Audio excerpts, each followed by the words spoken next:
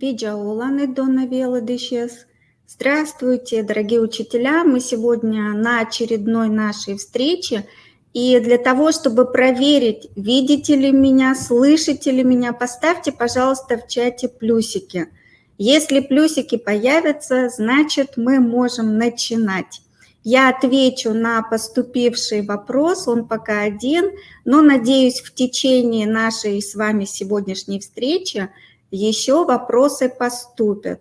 Вы можете задавать вопросы как по общей организации занятий коми-языка как неродного, государственно, как сейчас принято говорить, и также по УМК, нашему УМК, тоже по коми-языку как государственному.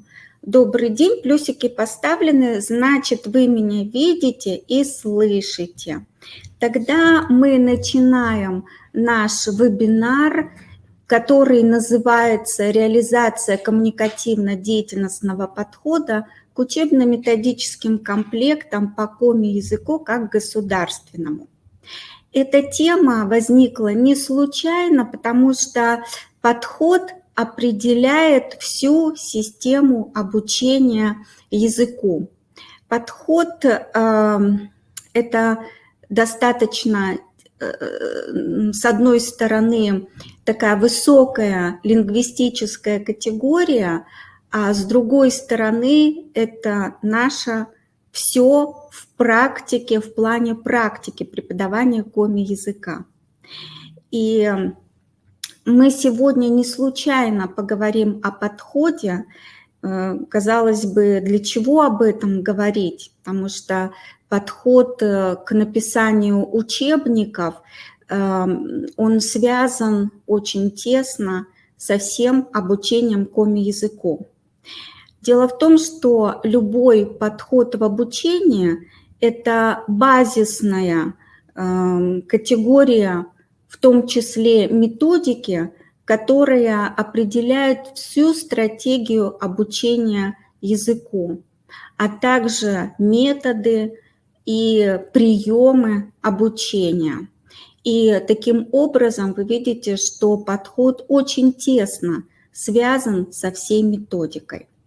Поступил вопрос, появятся ли учебники для 7-9 класса.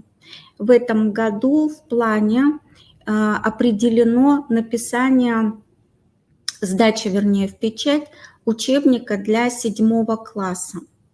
Поэтому, да, линия продолжается, и не все, как я уже неоднократно повторяла, зависит только от авторов, все зависит в том числе от государственной политики в языковом плане, а также от тех запросов, которые поступают от педагогического сообщества.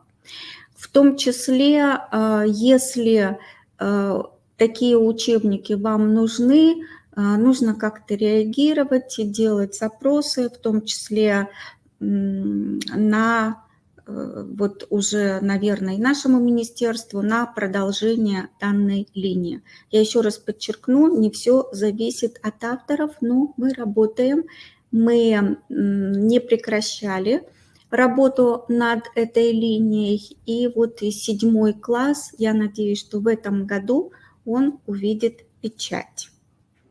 Итак, сейчас мы непосредственно переходим собственно, к реализации подхода.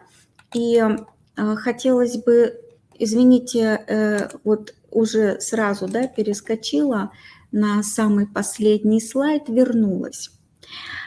Дело в том, что, как я вам уже сказала, любой подход в обучении, вне зависимости, это коммуникативно-когнитивный, коммуникативно-деятельностный, либо другой подход, который в данный момент или данным авторским коллективом признан как определяющий всю стратегию обучения, это такая обобщенная, собственно, теоретическая, с одной стороны, с другой стороны, практическая позиция, которая определяет и методы обучения, всю стратегию в обучении, ну а соответственно и приемы, и принципы обучения.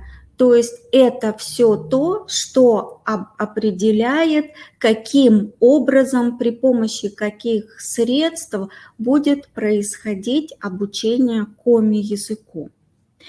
И на самом деле, если мы заговорили о такой общей позиции, то мы должны учитывать, что учебники, которые, собственно, реализуют данную позицию, они отражают вот это обобщенное видение, не только, как я вам уже сказала, теоретическое, но также и практическое в преподавании коми-языка.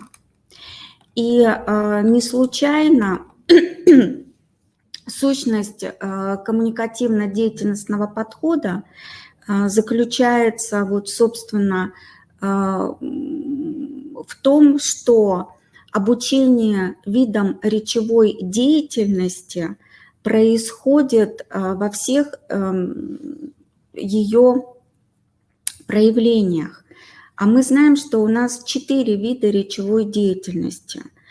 И обучение аудированию, говорению, чтению и письму происходит вот таким образом, что все это реализуется в системе. И обучение видам речевой деятельности, безусловно, должно учитывать их особенности. Мы знаем, что у речи есть целенаправленная и мотивационная обусловленность. Мы всегда понимаем, для чего мы хотим что-то сказать, хотим мы этого или нет, и, собственно, какую мы при этом преследуем цель. Для чего мы выстраиваем свое речевое высказывание. И в обучающих условиях все то же самое. Для того, чтобы речь у ребенка была плавная, для того, чтобы мы могли назвать то, что вот он говорит речью, безусловно, он должен ее выстраивать не только по правилам грамматическим и так далее, но также по правилам вообще речевого общения. А для этого он должен понимать, как продуцируется речь, и, собственно, желать выстраивать какое-то свое высказывание и реализовывать свое коммуникативное намерение. Ну, а для этого, чтобы все это хорошо получалось, у ребенка, вы понимаете, в зависимости от его возраста, в зависимости от его уровня владения языком, есть свои особенности. Так вот, особенности работы речемыслительных механизмов для того, чтобы эффективно происходило обучение, мы должны учитывать. И таким образом, наверное, мы можем сказать, что любая теоретическая позиция, которая обуславливает всю систему обучения языку, реализуется у нас ежедневно на практике, начиная с каких-то самых малых и заканчивая уже большими высказываниями. И надо сказать, что коммуникативно-деятельностный подход является, как я уже вам сказала, основой построения учебно-методических комплектов коми-языка как государственного, по обучению коми-языку как государственному. Это теоретическая основа, и, собственно, в практическом плане это построение, моделирование всех учебных занятий на этой основе. Коммуникативная направленность языка очень важна. Цель вообще обучение любому языку – это коммуникативное проявление, да, то есть это реализация любого коммуникативного намерения. То есть, по большому счету, у нас реализуется цель формирования коммуникативной компетенции, в том числе средствами коми-языка. И любое учебное занятие выстраивается таким образом, чтобы маленькими шажочками мы достигали вот этой большой цели формирования коммуникативной компетенции обучающихся.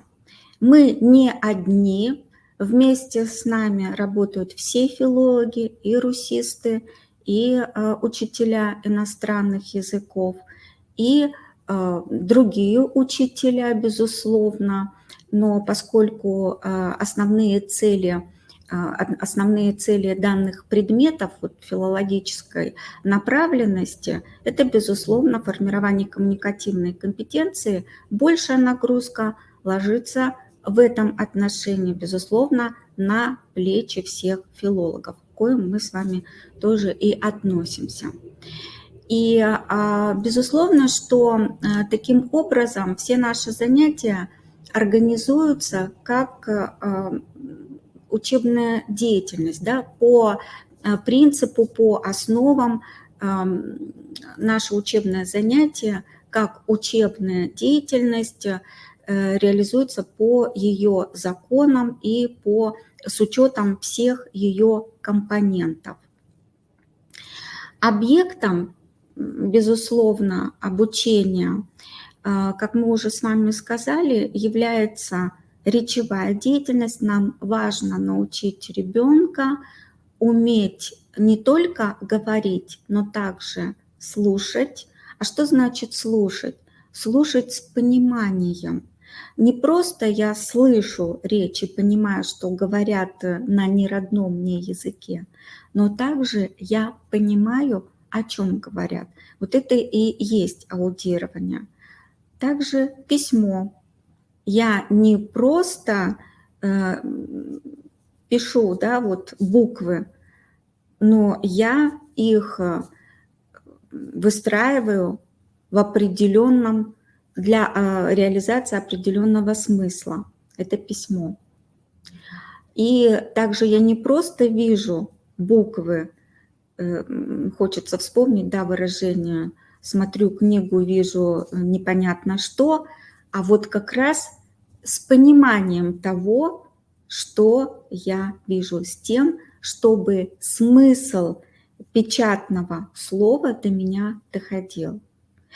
Это действительно все виды речевой деятельности, которые мы с вами перечислили, говорение, аудирование, чтение, письмо, являются вот тем основным объектом обучения любому языку, которые в нашей практике ежедневной мы с вами и реализуем. Итак, как мы уже с вами сказали, коммуникативно-деятельностный подход – это основа, от которой зависит как выбор стратегии, так выбор методов, приемов, средств обучения. Коммуникативно-деятельностный подход реализуется ежедневно в учебной деятельности, реализуется при обучении всем видам речевой деятельности. И это значит, что на каждом учебном занятии мы уделяем внимание обязательно, я подчеркну, в обязательном порядке всем видам речевой деятельности: и аудированию, и чтению, и говорению, и письму. К сожалению, зачастую у нас не всегда это происходит именно так. К сожалению, мы иногда увлекаемся обучением только одному аспекту, например, говорению или чтению. И я всегда подчеркиваю, и иногда мы даже злоупотребляем еще одним особенным видом деятельности, переводом, который, как вы видите, до этого момента у нас нигде не звучал, поскольку речевая деятельность у нас на самом деле для обучающих целей реализуется только в 4 видах, о которых мы с вами уже неоднократно сегодня говорили. Перевод – это совершенно особый вид деятельности, и он не является целью обучения. Он у нас выступает как вспомогательное средство для того, чтобы облегчить ребенку понимание того, что он изучает, и понимание каких-то особенностей языковых явлений, которые для него остаются пока еще загадкой. Поэтому вы видите, что специально переводу мы не обучаем, мы не готовим переводчиков, мы хотим, чтобы наши дети научились говорить. Пусть не в таком большом объеме, но в каком-то заданном объеме. Поэтому вот это очень важно понимать. И, как я уже начала говорить, на каждом учебном занятии все виды речевой деятельности у нас присутствуют. Мы обучаем всем видам речевой деятельности. Конечно, не на каждом занятии у нас получится всем 4 видам речевой деятельности уделять одинаковое количество времени. Очень часто какой-то из видов речевой деятельности у нас выступает на учебном занятии не как цель, а как средство. Ну, например, когда мы записываем с учениками новые слова, в данном случае письмо у нас выступает как средство, да, как вспомогательное средство. В данном случае мы не обучаем письму. Целенаправленно письму мы обучаем, когда помогаем ребенку понять, как выстраивается письменное высказывание, как пишутся при помощи новых слов, при помощи какой-то новой грамматики целые законченные предложения, фразы, предложения, а также небольшие высказывания, мини-высказывания. Также аудирование выступает очень часто у нас средством, а не целью.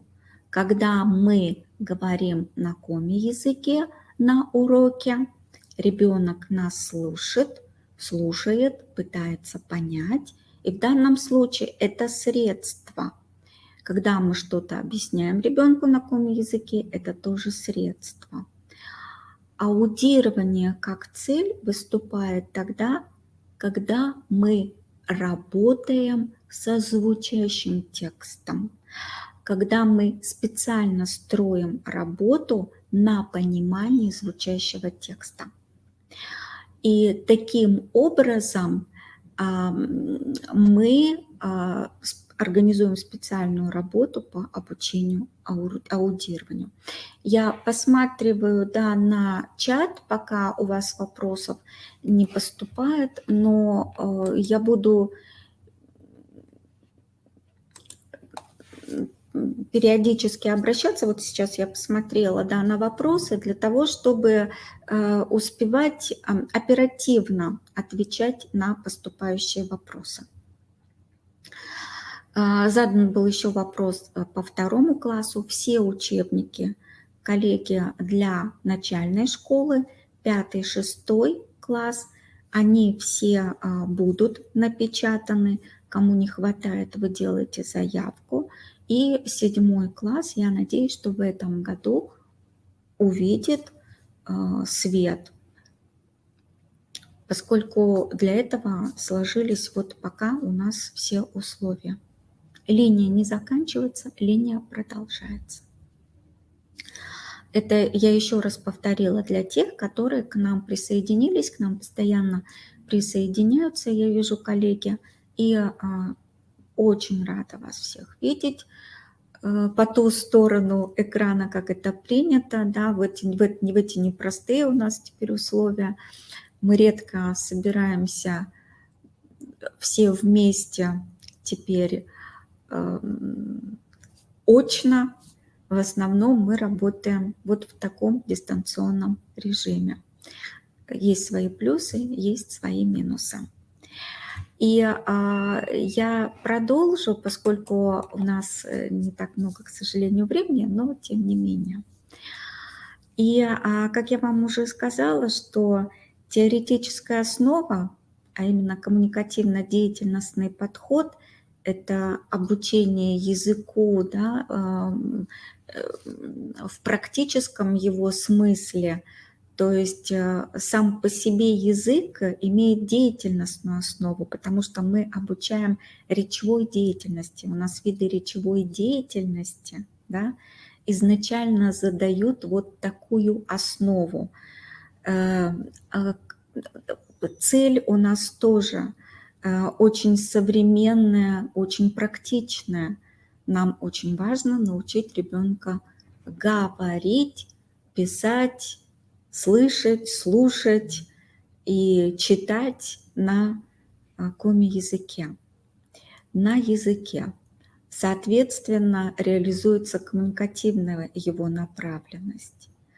При этом, как я уже вам сказала, что в учебно-методическом комплекте задается не только его коммуникативная направленность, не только реализуется коммуникативная направленность, но также при внимательном изучении всех уроков, особенностей построения уроков, вы видите, что задается деятельностная основа обучения. И вот я уже неоднократно подчеркивала, но тем не менее хочу еще раз напомнить, что вы, наверное, заметили, что каждый урок – это отдельная коммуникативная ситуация. Та коммуникативная ситуация, которая может случиться в реальной жизни. Поскольку каждый класс ориентирован на возраст тех учеников, которые в данный момент изучают тот или иной учебник, да, из комплекта, поскольку это ровесники, то темы, они могут у каждого из изучающих этот учебник случиться в реальной жизни. То есть все ситуации, они приближены к реальной жизни, они близки всем ученикам.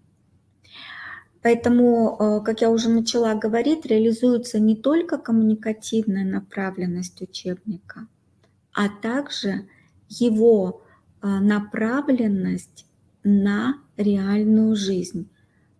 Они все, эти ситуации, нам близки. И мы уже с вами говорили, что деятельностная основа урока, организация учебного занятия в соответствии с формированием учебной деятельности учеников подразумевает и точные мотивационно-целевые установки. И в нашем учебнике реализуется в обязательном порядке перед каждым уроком целевая установка. Это не точная цель, потому что здесь выбор цели остается за учителем. Только учитель знает своих учеников, уровень их владения. Только учитель может определить, что конкретно он на данном уроке сможет сделать с его конкретными учениками. Поэтому целевая установка, которая дается на урок, может быть преобразована в зависимости от тех ситуаций, которые реализуются в данном конкретном классе. И цель, еще раз говорю, может быть скорректирована в зависимости от намерений учителя, ну и, собственно, учеников, которые всегда помогают учителю понять, скорректировать вот ту целевую установку, которая в данный конкретный момент реализуется в классе. Ну и это, конечно же, безусловно, помощь учителю при формулировании цели конкретной и при уже построении, наверное, рефлексии с учениками того, что необходимо было изучить и к чему, собственно, в конце пришли. В любой цели, я это неоднократно всегда подчеркиваю, мы видим результат. Если результат мы не видим вот конкретный, то, наверное, стоит подумать о том, правильно ли мы сформулировали цель. И в наших учебниках заложен очень верный принцип, вот, собственно, который помогает достичь основной цели формирования коммуникативной компетенции. Это постепенное, неспешное освоение материала. Вы видите, что ситуация, которая реализуется на уроке, она присутствует фактически в каждом упражнении. Она развивается, она усложняется. И к концу урока мы получаем вот такое уже развернутое, достаточно насыщенное, сложное речевое высказывание, которое мы с самого первого упражнения пытались построить в течение всего урока. И многократное повторение как лексических единиц, так и того грамматического материала, если он присутствует на конкретном уроке, позволяет достичь эффективности их усвоения. То есть это очень важно многократно повторять. Для носителей языка иногда все кажется достаточно простым, очевидным, и иногда могут возникнуть вопросы, зачем так много в течение урока повторять, казалось бы, одного того же. Но если вы обратили внимание, что на то, что каждое упражнение – это все-таки другая, немного другая, с теми же самыми лексическими единицами, с теми же самыми грамматическими явлениями, но другая, отличная от предыдущего упражнения ситуация в них реализуется. И таким образом у ученика не возникает мнения, либо вопроса, зачем, почему мы так много повторяем. Он каждый раз для себя решает совершенно другую, уже измененную учебную задачу.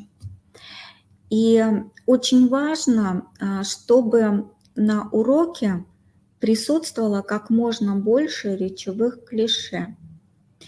Это помогает ребенку быть успешным на уроке, потому что клише, повторяющиеся из урока в урок, даже для слабых учеников являются той точкой опоры, при помощи которой они могут построить свое речевое высказывание. Не случайно в начальной школе этому следует уделять повышенное внимание. Я имею в виду сейчас запоминанию речевых клише.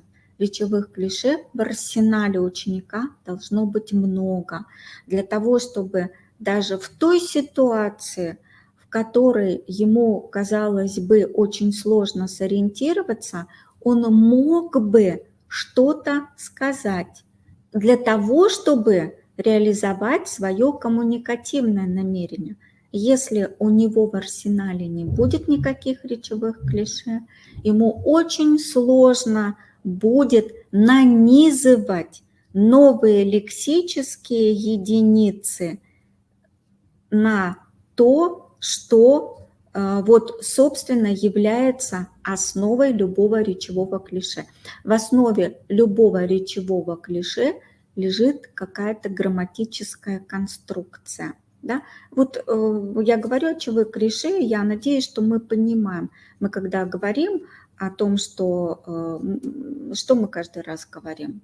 Мы говорим о том, как у нас дела, какая у нас погода, мы говорим о каких-то событиях, и мы все время повторяем одни и те же фразы. Да? «Привет, как дела?» Это вот своего рода, да, хорошо, там, спасибо, хорошо, это своего рода речевые клише. У нас вот такая клишированная достаточная речь, особенно на первых этапах ее изучения, с тем, чтобы дать вот тот каркас, ту основу, на которую будет нанизываться уже и новые лексические единицы, и новые грамматические конструкции. И я уже с вами говорила, что одной из особенностей является возраст, да, учеников, это ровесники наших учеников, и поэтому все те ситуации, которые возникают, они достаточно близки. И таким образом мы еще один вот такой принцип, вот в данном случае уже системно-деятельностного подхода реализуем, это опора на личный опыт учеников. Это очень важно, опираться на личный опыт учеников. То есть если они могут говорить о том, что их окружает, о том, что их беспокоит, о том, что их волнует, это дает вот такой мотивационный стержень. Нам всегда важно говорить о том, что нас волнует, а волнует нас то, что нас окружает. Те проблемы, с которыми мы сталкиваемся в реальной жизни, они действительно вот везде, и их нужно каким-то образом решать, в том числе и при помощи коми-языка. И очень важно особенностью коммуникативно-деятельностного подхода является, как я вам уже сказала, возможность контрольно-оценочной деятельности. Дело в том, что любая деятельность, она совершается для чего-то. Мы имеем цель, мы имеем результат, и нам очень важно понимать, насколько этот результат соответствовал нашим первичным намерениям. Или если мы эту цель, например, реализуем по запросу других каких-то окружающих, то насколько она соответствует их запросам. То есть насколько наш результат соответствует вот какому-то некому такому идеальному эталону, который вот в любой деятельности в качестве цели присутствует.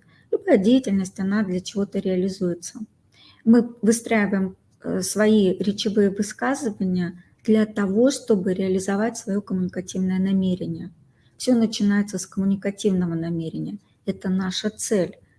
И для того, чтобы мы ее реализовали, мы должны, вернее, насколько эффективно мы реализовали ее, для того, чтобы оценить, насколько мы эффективно ее реализовали, эту цель, наше коммуникативное намерение, нам необходимо провести своего рода своеобразную такую диагностику.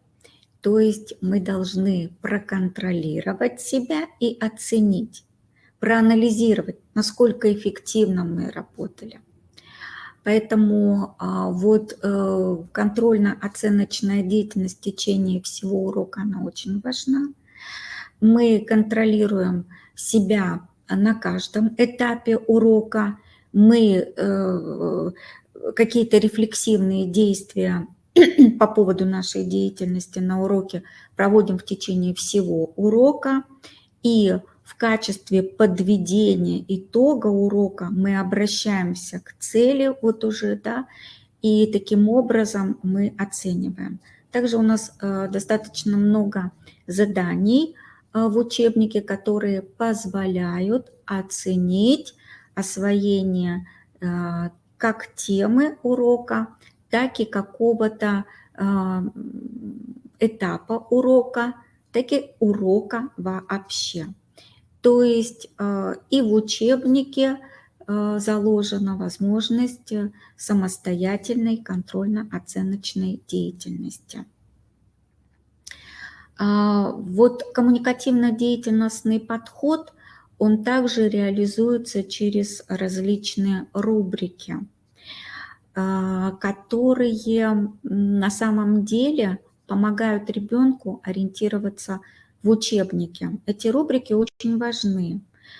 Начиная с обучающих каких-то моментов, как изучаем грамматику, запомни, так и мы пытаемся обратить внимание учеников на какие-то сложные явления. Мы пытаемся помочь ученику вспомнить то, что ранее изучал, но нам кажется, что он мог это подзабыть, и тогда мы вводим такую рубрику, опять же, обрати внимание на то, что вот необходимо в данном конкретном уроке.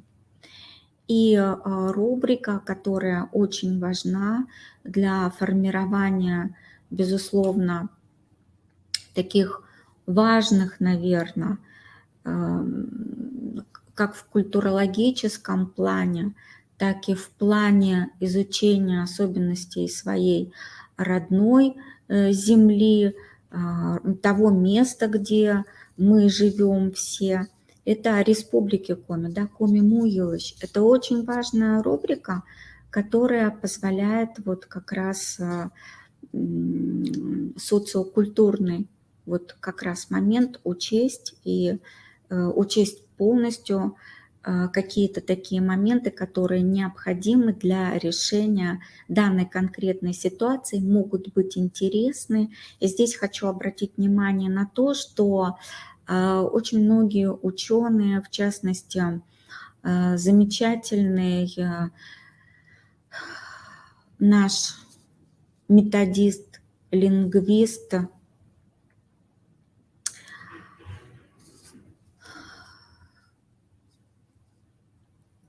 который, к сожалению, уже ушел от нас, Ефим Израилевич Пасов, он всегда подчеркивал о том, что если мы вводим какой-то момент культуроведческий, который связан с культурой, с традициями, с обычаями изучаемого языка, он является мощным мотивационным фактором. И это всегда интересно привносить что-то необычное о том, что вроде бы нам знакомо, я имею в виду Республика Коми, а с другой стороны, вот какой-то такой маленький факт, который позволяет удивиться, узнать с другой стороны, как народ, такие что-то о самой земле. Он позволяет действительно включиться совершенно другим механизмом, которые заставляют по-другому взглянуть на язык, на тот народ, вот язык которого мы изучаем. Удивление – это всегда мощный мотивационный фактор. А удивляемся мы тогда, когда нам становится интересно от того, от узнавания того, что мы еще не знаем. И естественно, что деятельностная основа изучения языка, а мы с вами заявили все-таки коммуникативно-деятельностный подход. Так вот, та деятельностная основа языка, она предполагает проявить, каким образом, и показать, продемонстрировать, проиллюстрировать, каким образом мы язык изучили. То есть нам необходимо в обязательном порядке представить в форме какой-то проектной работы то, каким образом мы язык усвоили и можем его использовать уже в других, вполне вероятно, совершенно неучебных ситуациях.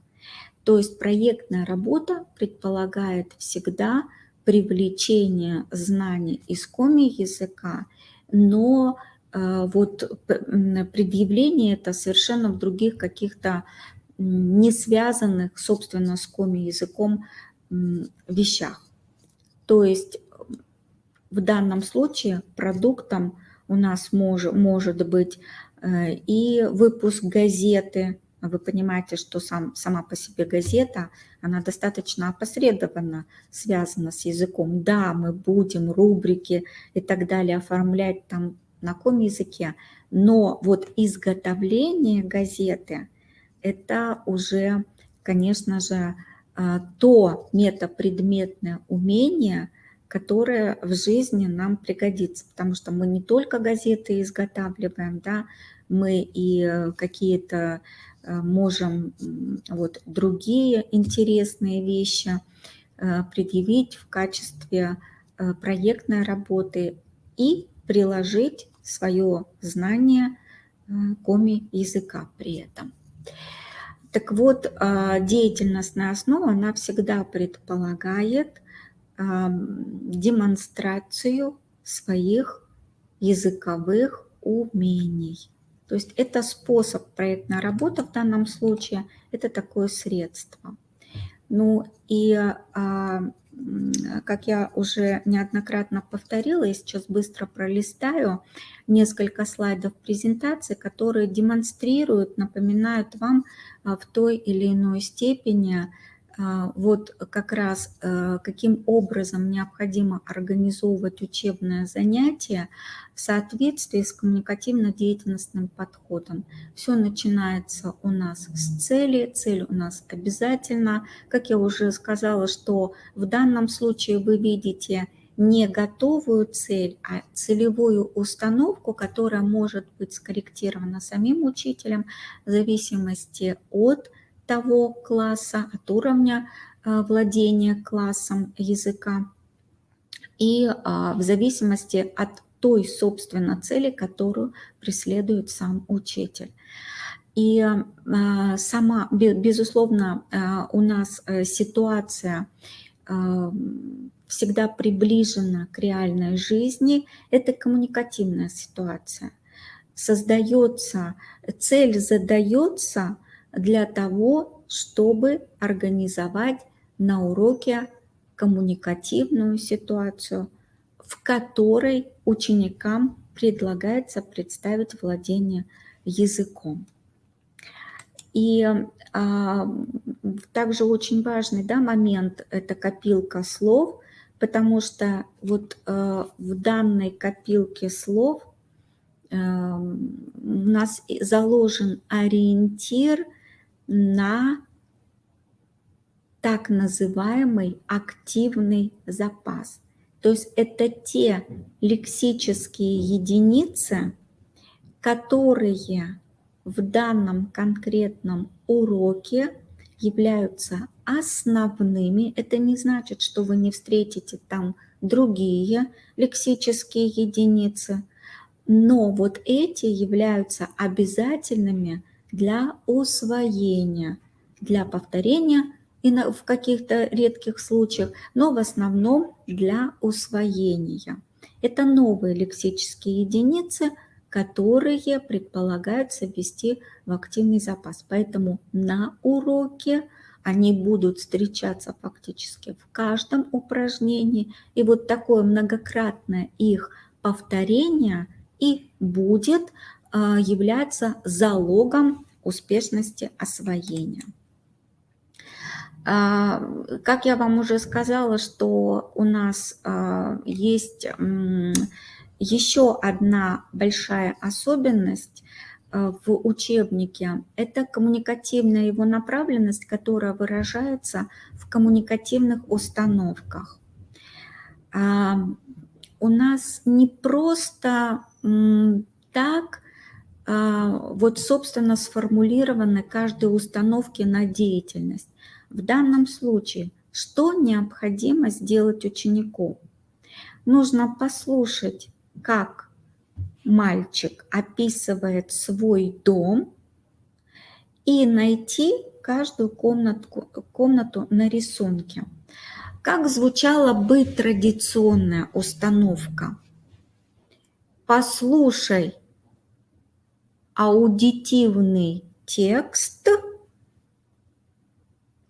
да, и найди каждую комнату на картинке. Может быть так, на рисунках. Мы сознательно меняем такие установки, которые абсолютно не приближают нас к реальной ситуации общения.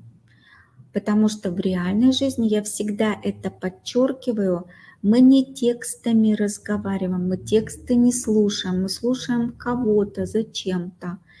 И свое речевое высказывание мы строим не в форме текста. Мы друг с другом не разговариваем, что построй свой монолог, расскажи, там, я не знаю, диалог, да. Мы не так свое в жизни высказывание выстраиваем. Мы расспрашиваем, мы интересуемся, мы провоцируем, мы заставляем, приказываем, и в зависимости от этих наших намерений мы таким образом воспитываем и культуру диалога, культуру высказывания, культуру общения. И с другой стороны, мы реализуем вот эту очень важную особенность, коммуникативную направленность обучения языку. Поэтому мы предлагаем реальную ситуацию, мы слушаем людей, как они говорят, и в этой их речи мы обращаем внимание на то важное, что необходимо в данном случае вот выявить. В данном случае найти в зависимости от того, какую картинку описывает вот диктор, в данном случае мальчик, да, найти картинку. Казалось бы, очень просто, но вот в таких простых моментах и заключается детали, да, вот кто-то из великих у нас говорил, дьявол скрыт в деталях. Вот в данном случае действительно, не обращая внимания на такие, казалось бы, маленькие детали, в общем, мы теряем большое. Это всю коммуникативную направленность. Поэтому очень важно при реализации коммуникативно-деятельностного подхода пользоваться коммуникативными установками. Коммуникативные установки, они приближены к реальной жизни, они погружают учеников в ситуацию общения, приближенного к реальному. Поэтому вот здесь мы, конечно, на это обращаем внимание, поэтому я еще раз призываю всех вас вместе также с учениками использовать вот такие коммуникативные установки. Об этих рубриках я вам уже говорила. Рубрики у нас все отдельно выделены. Я повторяться не буду, да, то есть здесь вот в данном случае лишь демонстрация того, о чем я сказала выше. И хотелось бы вам напомнить, что наши учебники, в наших учебниках заложен линейный принцип организации учебного материала. И что это значит? Это значит, что от начала и до конца в уроке заложен принцип подачи таким образом языкового материала, чтобы учесть механизмы психологические, каким образом у ребенка включаются механизмы восприятия, да, механизмы, которые помогают ему воспринять, принять, уложить, да, на место по полочкам те языковые явления, которые изучаются. Мы очень хорошо с вами знаем, что у нас для того, чтобы сформировать навыки говорения, другие навыки, у нас все наши эти действия должны пройти 4 основных момента. То есть изучать языковую единицу для того, чтобы прочно сформировать навык, необходимо вот начинать всегда с имитации, да, и каждому вот этому этапу освоения языковых явлений у нас соответствует определенный вид упражнений. Это имитативные, да, упражнения, поэтому имитация здесь подстановка, трансформация. И репродукция – это основа формирования любого языкового навыка. Если мы пропускаем что-то, если мы переставляем это местами, навык не формируется. И если мы пропускаем один из этих важных этапов на уроке, то навык не формируется. Языковые явления осваиваются непрочно. Поэтому вот у нас все очень четко построено именно так.